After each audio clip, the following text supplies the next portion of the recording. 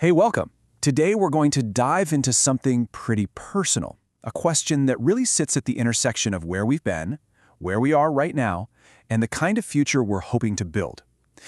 It's all about the heavy stuff we carry, and maybe, just maybe, the tools we can use to lighten that load. So this is the question at the heart of it all. And, this is so much more than just a question, isn't it? For a lot of us, it's a feeling we live with. It can be a quiet hope, a desperate plea, or even a challenge that kind of defines our lives.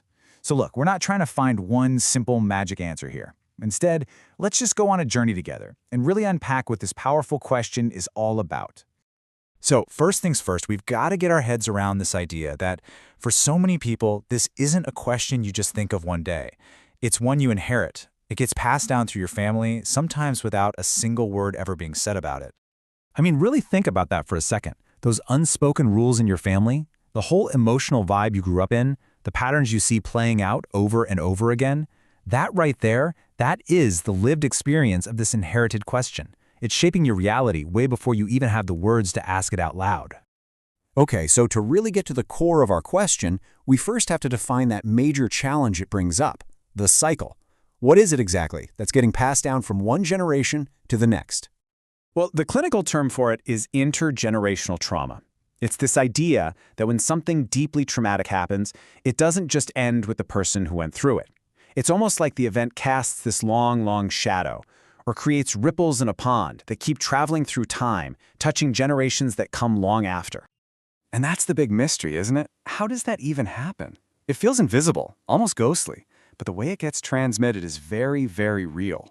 It's like a chain reaction. And honestly, understanding how those links in the chain are formed is the very first step to figuring out how to break them. So how does this actually work? Well, it tends to follow a pattern. It all kicks off with some kind of initial trauma. But the really crucial step, the one where things get sticky, is when those emotional wounds don't get a chance to heal. That's when people start building coping mechanisms, sometimes unhealthy ones, just to get by. And those become learned behaviors. And that is how it all gets passed on, often totally unconsciously, to the next generation.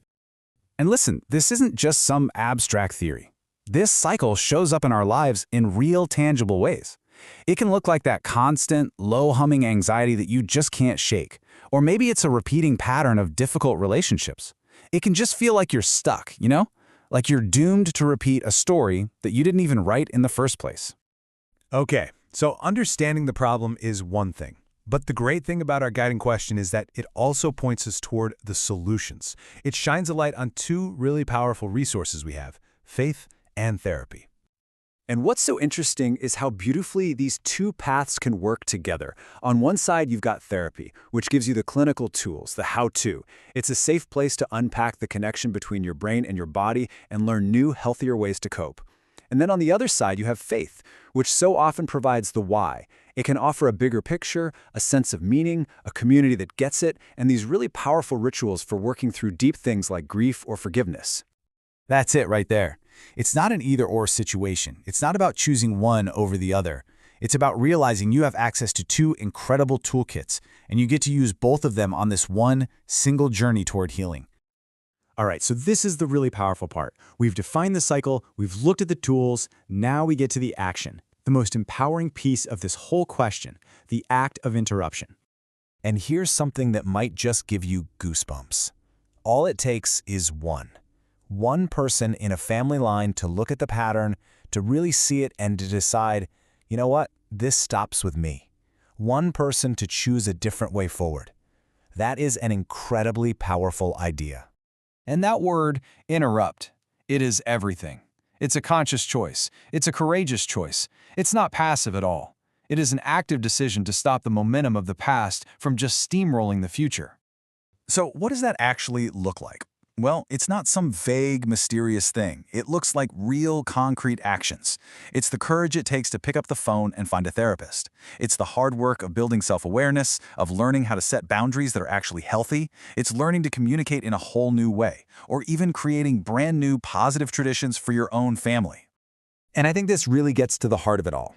See, the goal isn't to pretend the past didn't happen. You can't erase history, but what you can do is change its power. You can take the pen and decide that even though you didn't write the first few chapters of this story, you absolutely have the power to write a different ending. So we're going to end by turning the question right back to you. That cycle, it doesn't have to be your destiny. It can just be your history. With the right tools and with the courage to interrupt, the final and most important question becomes this: what new story is possible for you?